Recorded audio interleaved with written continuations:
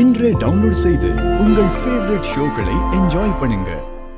என்னப்பா வீடு திருப்தி தானே? பெரிய வீடு. இந்த ஏரியாவில் நீங்கள் எதிர்பார்க்குற மாதிரி இந்த ரேஞ்சுக்கு வேற எங்கேயும் கிடையாது.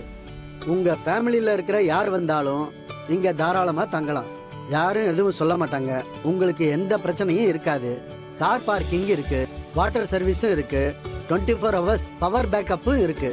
அண்ணே, வாடகை எவ்வளோ, அட்வான்ஸ் எவ்வளோ? ரெண்ட்டு 25,000 ரூபா, 10 மாதம் அட்வான்ஸ். எதுக்கு 10 மாதம் அட்வான்ஸ்? அதெல்லாம் மாறிடுச்சு. இப்போ இதெல்லாம் கம்மி தான்ப்பா.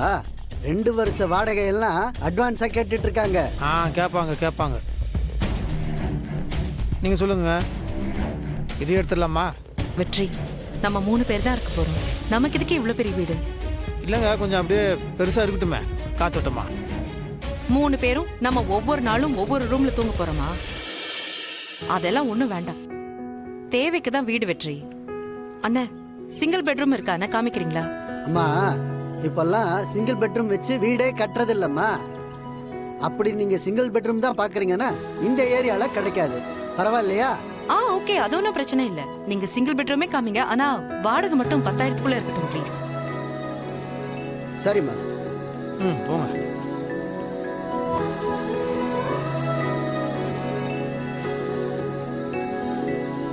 வாங்க.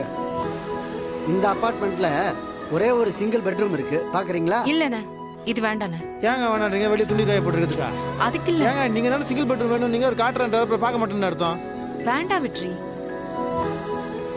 இந்த மாதிரி ஏரியாலலாம் ஒரு வீட்ல இருக்கிறவங்களுக்கு பக்கத்து வீட்ல இருக்கிறவங்கள தெரியாது. அவங்க கதவை சாத்திக்கிட்டு அவங்க வாழ்க்கைன்னு இருப்பாங்க.